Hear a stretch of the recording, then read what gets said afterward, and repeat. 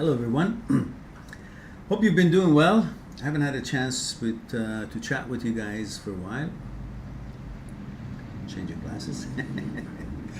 However, I wish that you've all been able to bring this wonderful journey under your control, at least in some ways, in little ways, enough ways that you could feel comfortable and at ease and at peace within yourselves.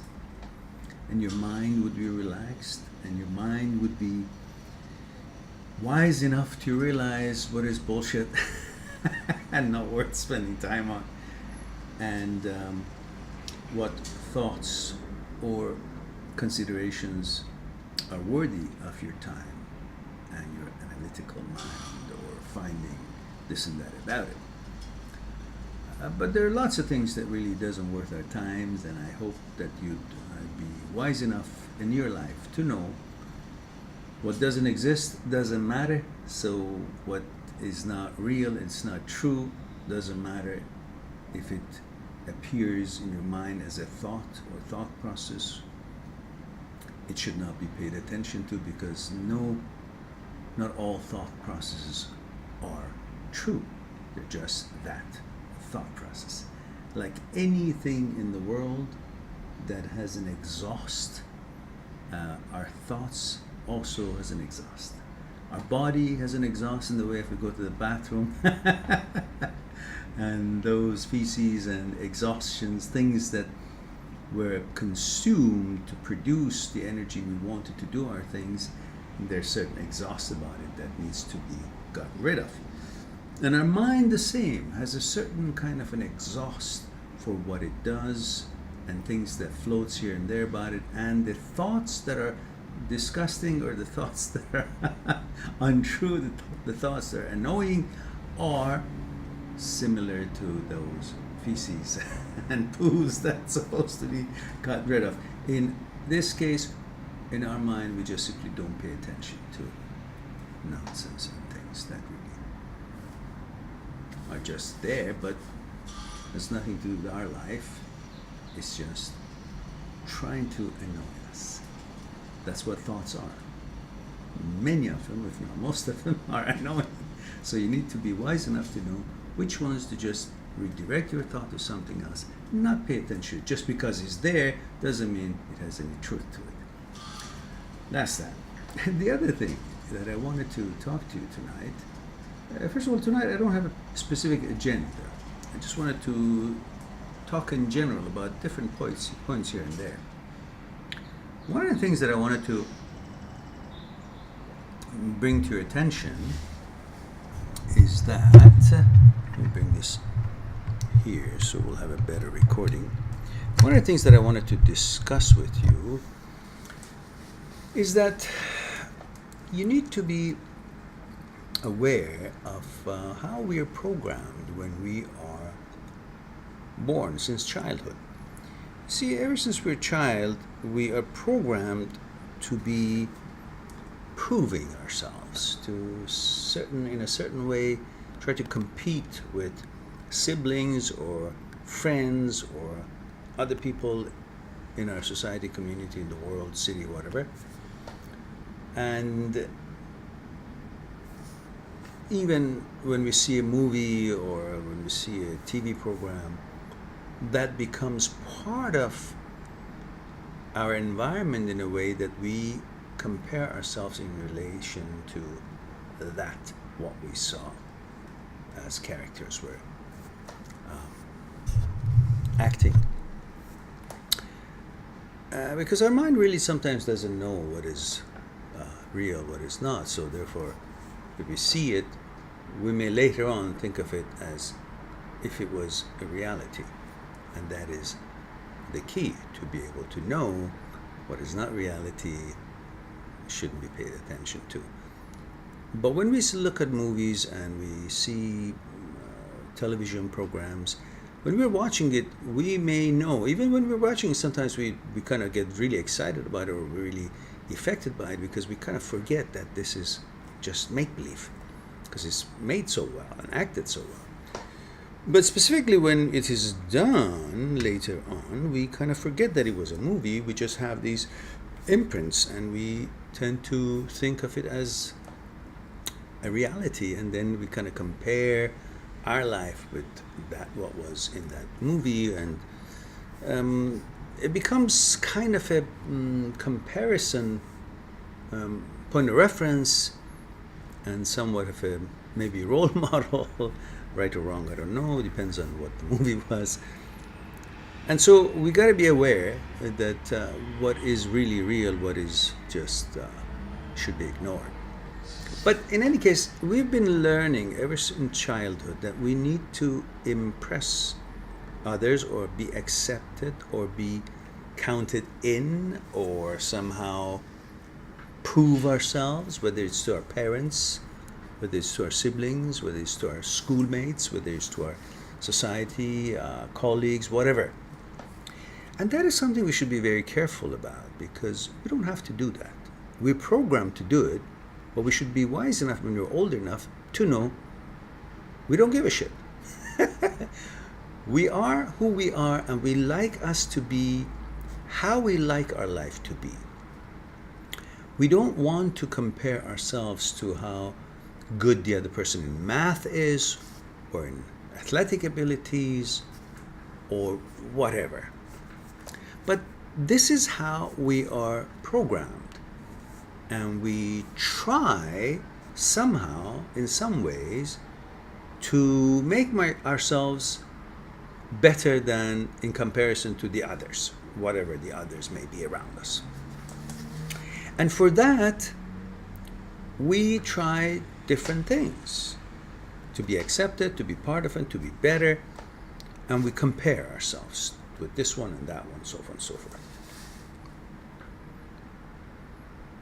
And sometimes we find it easier, or at least because we're smart human beings, we try to find shortcuts. So many of us, our lives have become focused on finding shortcuts to get our worth and value higher, because that is what is expected from us, or we're programmed since childhood to become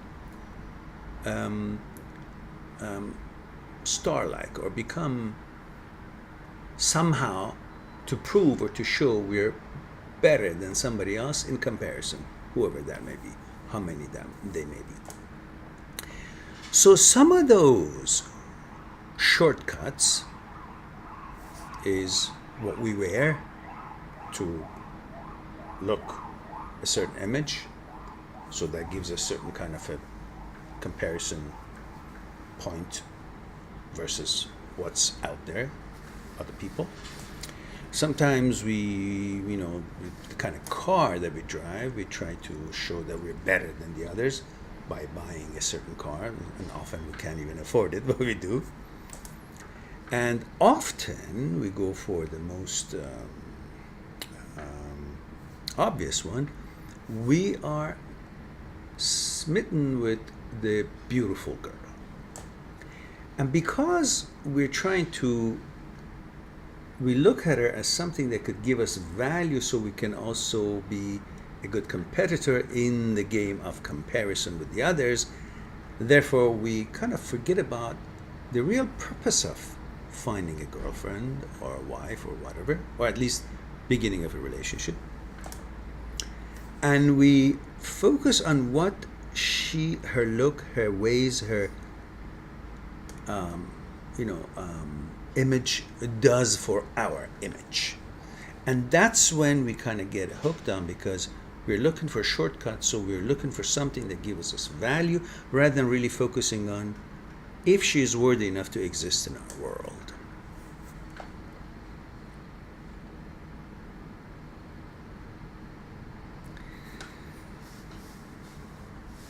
And you have to notice that each one of us has a different world, a personal world. I'm not talking about what we share as an environment. I'm talking about each one of us has a code, a word, a world that is only private to us. Therefore, its code for entry to that world is only within our capabilities. And nobody else can enter that world unless we allow them. In other words, it is us who allows somebody, this particular woman, to have value or exist in our world. How? By we giving her value. As long as you haven't given her the value or permission to be worthy in our eyes, or consider her worthy in our eyes, she doesn't really exist. Yes, she exists in her world. She exists in the world as a general. But in our private world, in our mind, she doesn't exist as long as we haven't given her permission to enter our world. In other words, as long as we haven't given her values, she's not the one who gives herself values in our eyes. We're the one who give her values, but by what we intend to gain from her. Sometimes it is for the purpose that I just mentioned, to get something more valuable and become more valuable because we have a beautiful woman beside us. So we are now in a higher level of competing with whatever else is out there, other males. So because we are male, we always want to be like, compare ourselves or be better than the others, or we feel like by comparing and being better than some asshole out there, then we are actually good. Hey, why do we have to compare ourselves with somebody that we don't even know what the hell they are? So we should be comparing ourselves with what we accomplish, what we gain, what we do, what our energy produces, what positive things we do in life, and possibly with the intelligence of others rather than the physical appearance of others. But then when we actually are focusing on what she does for us, we forget about focusing on what her real inner beauties are, and if any. Because we only mostly are impressed by the physical being, because we are visual, and when we see something, we forget about the fact that our lives is made of two parts: physical being and our mind. Physical existence and mental mind existence. So these two should be able to be coordinated and move together in harmony. Like two horses of a buggy moving together, two wheels of a car, four wheels of a car, synchronized, moving together, not one pulling this, one pulling that. So in other words, we're supposed to bring a balance between the two entities that our life is presented in this world. But unfortunately, we only are focused on the physical world, or affected by the physical world, much easier than the energy and the mind part, and analyzation and wisdom and so on and so forth. So that's why when we see a woman, a beautiful woman, we are physically affected and impressed, and we forget about what we really should be looking for in her. And therefore, it becomes a desire to have her. And believe me, once we have a desire, and our desire is paramount, so therefore, who is going to question the legitimacy or the quality of his own desire when he really is after that particular desire? So therefore, nobody's going to say, oh, I shouldn't be really paying attention to her or thinking of her as something important because my desire is really shit. Nobody says my desire is shit. Everybody has value for their desire. And because she has become his desire, and nobody's going to put down his own desire, and they're going to think that she must be very important because that represents what he's after, his desire. And our desires is really what makes us like and want something, some woman or something, really. So it is really our desire that we fall in love with at the outset. And it's our desire that commands us or influences us to want somebody, this lady, this beautiful physical appearance. So we got to be careful about how to control our desires and to make sure our desires will be not influencing or interfering with our analytical mind or wisdom to see if that particular soul, that particular person, that particular entity, individual beautiful lady, should be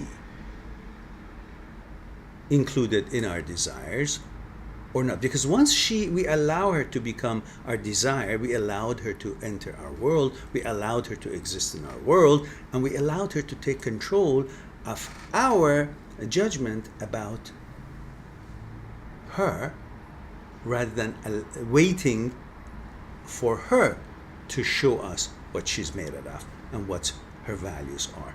Instead, our desire has commanded us to pay attention to her and give her value, because everyone's desire is paramount. So right at the outset, we allowed our desire to dictate to us her worth and value, class and abilities and whatever else. And that is something we should be aware of. So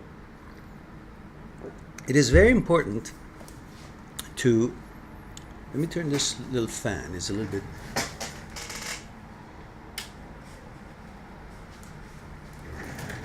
all right? It's a bit warm today. And usually when I talk, sometimes I get excited. So I want to develop and deliver it properly to you. So it is very important for you to be able to distinguish,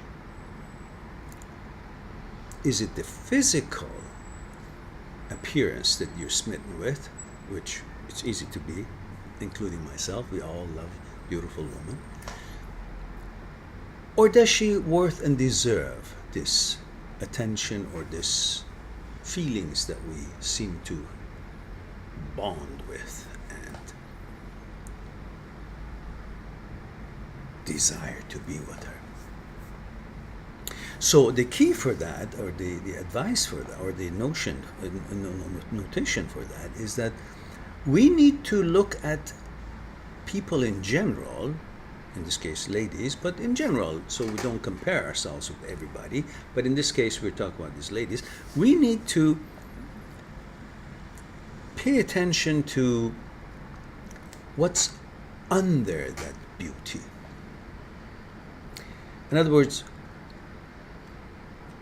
observe people with their soul, with their intelligence, with their habits, with their mentality, with their compassion, with their values, with their something other than just their physical being. We all like beautiful women, and every woman is beautiful to somebody, that's for sure, and we all have different tastes. But regardless of the physical appearance, it is the actuality of that spirit, that soul, that wisdom, that habits, that lifestyle, that what is inside her that controls and conducts her and her behavior and her presence and her lifestyle and how she's going to affect the environment around her, including ourselves. So it is very important for you to try to find out what you're giving yourself to and allowing her to become your desire, which then becomes very important because desires are paramount to us. So we should make sure who deserves to become part of our desires or not, or what deserves to become part of our desires or not. For example, a drug should not be part of your desire, should not allow it to become a desire, regardless of what it makes you feel like. You gotta go beyond that and find out what the effects are. For example, I don't know, depends on your diet. Eating too much fat, no matter how delicious it may be to you, should not become a desire. But once it becomes a desire, then it's hard to control not having it. So don't allow just anything become your desire. And go beyond the physical appearance and try to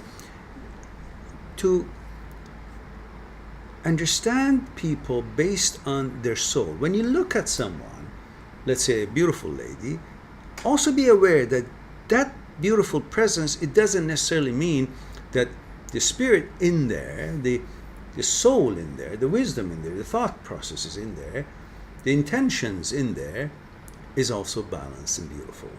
You never know. So until that is known, you have no right to allow her to become part of your desires.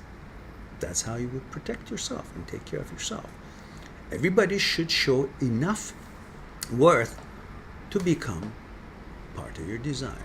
Otherwise, that lady is not worth it, no matter how beautiful aesthetically she may be. And of course, other things in life too, when you look at other people,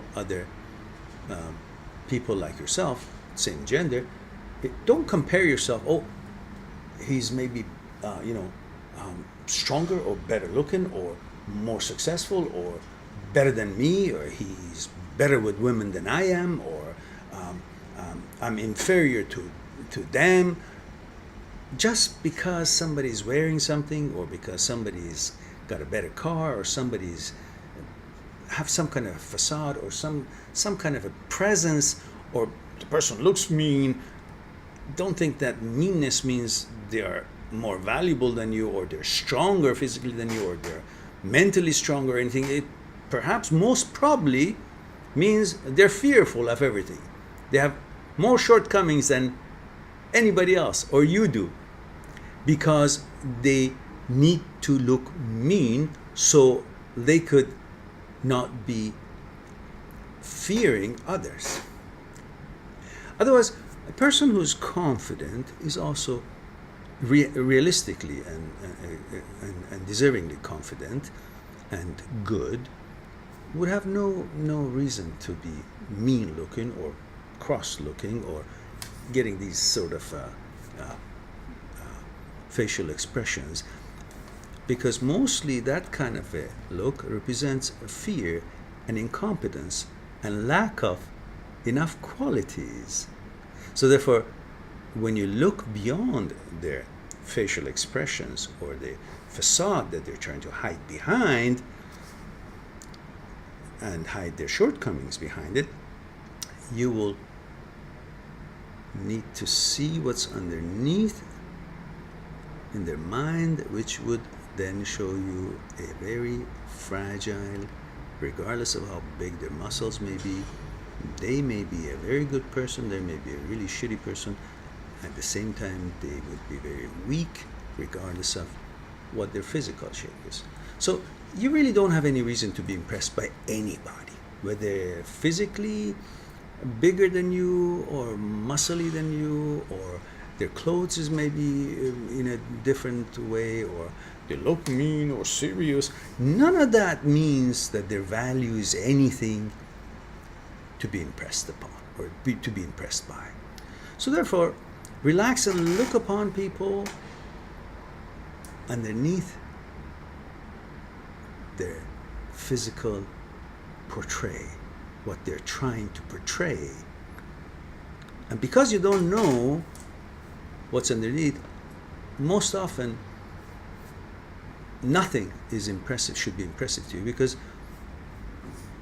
they could be really stupid, or they could be really weak, or they could be really inappropriate, or they could be fearful of everything, or they could be have no worth in them, so they're just pretending they're important. You know, that's basically the same story as the small jewel. When you let it go, smallest jewel, let it go in the pond, they'll go down deep to the ends. But a big straw have no value. You put it on top of the water, it stays and floats and shows itself. Well, it shows itself, but it's got nothing to show for it. It's got no value, but tries to pretend that it's important by staying on the water and showing. But the small jewel doesn't need the attention because it knows it's valuable already, and then goes somewhere to his own world. So don't be impressed by anybody for any reason, because people cannot be properly represented by their physical appearance, and it is their soul that is important, and there's no reason one should be impressed by anything at all, especially people who look mean or look weird or look, I don't know, try to make themselves look scary or vicious or strong or whatever. There are lots of people with different spirits in them. And unless we know people's spirit or their way of life, logics, and education or wisdom, we can't make any judgment. So why should we be impressed by it when we really don't know anything about it? We should be impressed only by people who we know they're valuable in their thoughts, in their lifestyle, in their wisdom, in their knowledge, or something we've studied about them.